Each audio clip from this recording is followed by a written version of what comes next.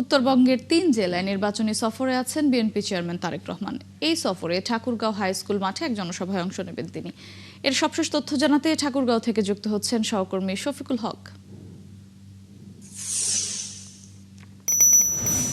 Shafiqul, BNP chairman ঠাকুরগাঁওয়ে কখন পৌঁছাবেন? এছাড়া এই জনসভার প্রস্তুতি কেমন দেখছেন? জনসভায় জনসমাগমের প্রত্যাশা কেমন করছেন স্থানীয় নেতাকর্মীরা, জানাবেন।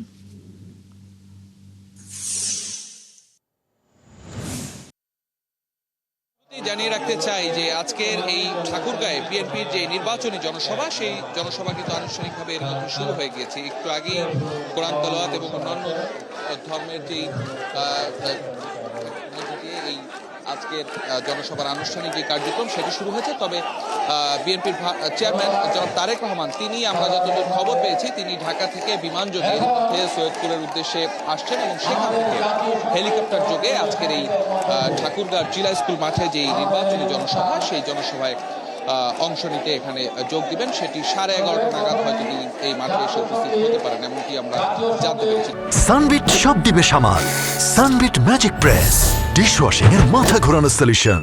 তবে এরই মধ্যে আপনি ছবিতে হয়তো দেখতে পাবেন ঠাকুরগাঁও যে জিলা স্কুল মাঠটি রয়েছে, সেই মাঠটি কিন্তু এরই মধ্যে কানায় কানায় পূর্ণ আমরা বলতে পারি। প্রচুর মানুষ আজকের এই জনসভাকে কেন্দ্র করে এখানে এসেছেন। দলীয় নেতাকর্মী সহ বিএনপির যারা সমর্থক, তারা তো রয়েছেনই। সাধারণ অনেক মানুষকে আমরা দেখতে পেয়েছি যে মাঠ, এই জিলা স্কুল মাঠ এবং মাঠের আশপাশের এলাকায় তারা অবস্থান নিয়েছেন। মূলত তারেক রহমান তাদের উদ্দেশ্যে কি বার্তা দেন সেটি শোনার জন্য তারা উদ্গ্রীব হয়ে বসে আছেন। দীর্ঘদিন পর তারেক রহমান আজকের এই ঠাকুরগাঁওয়ের মাটিতে আসছেন, প্রায় 23 বছর পর। সেটি কিন্তু একটি লম্বা সময়, এবং এর আগে যখন তিনি এসেছিলেন তখন দলের সিনিয়র যুগ্ম মহাসচিব থাকলেও এখন তিনি পার্টির চেয়ারম্যান হিসেবে ঠাকুরগাঁয়ে আসছেন। এবং ইতিমধ্যে আপনারা জানেন যে গতকাল বিএনপির যে নির্বাচনী ইশতেহার, ত্রয়োদশ জাতীয় সংসদ নির্বাচনকে সামনে রেখে সেটি ঘোষণা করা হয়েছে। সেই নির্বাচনী ইশতেহারে কিন্তু তারেক রহমান আগামীতে রাষ্ট্র ক্ষমতায় গেলে তার দল দেশের জন্য কি করবে সে বিষয়ে বিস্তারিত বর্ণনা তিনি দিয়েছেন। এবং এই যে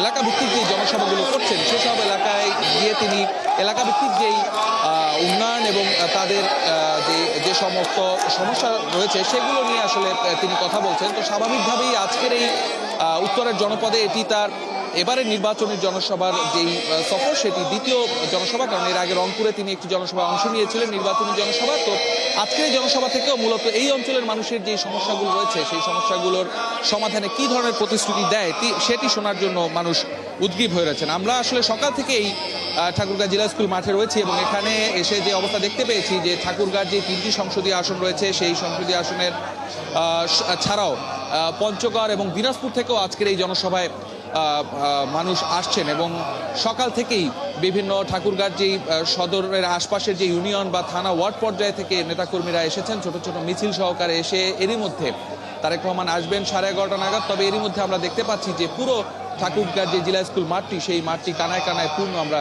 বলতেই পারি। ইতিমধ্যেই বিএনপি মহাসচিব মির্জা ফখরুল ইসলাম আলমগীর, তিনিও এসে এই সমাবেশে যুক্ত হয়েছেন। তিনি এই ঠাকুরগাঁও সদর আসনের ধানের শীষ মনোনীত প্রার্থী। এছাড়াও ঠাকুরগাঁওর আরও যে 2টি সংসদীয় আসন রয়েছে, সেই প্রার্থীরাও আজকের এই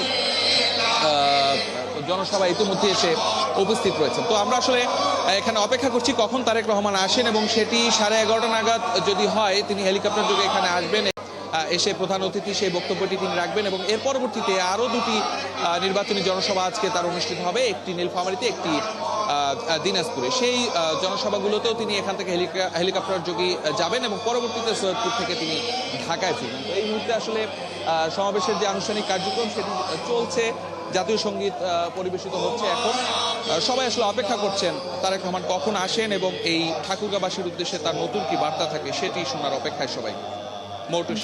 ধন্যবাদ শফিকুল, আপনিও থাকবেন সেখানে। আমরা পরবর্তী সংবাদ সংযোগে আবারও যুক্ত হব আপনার সঙ্গে।